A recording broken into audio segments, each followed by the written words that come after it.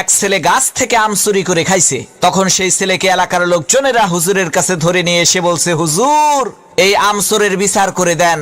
হুজুর তার কিতাব বের করে সমস্ত লোকের সামনে কিতাব খুলে পড়তে আরম্ভ করলো। যে চুরি করে খাইছে আম তাকে দিতে হবে তার দাম, দাম না দিলে তার পিঠের উপরে কিল পড়বে ধাম ধাম।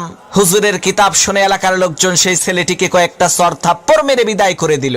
আল্লাহর কি কুদরত!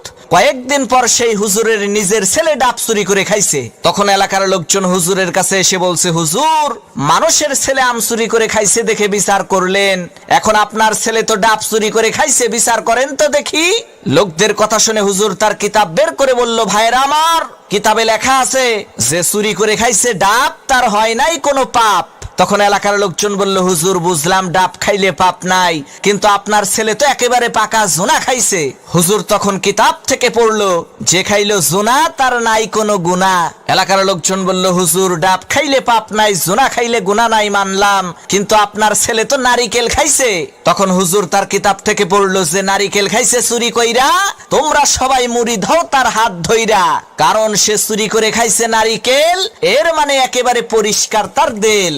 তখন এলাকার লোকজন বলল, সর্বনাশ, হুজুর আপনার ছেলের বিচার করার কোনো দরকার নাই, আপনি আমাদের ছেলেরই বিচার কইরেন তাই হবে।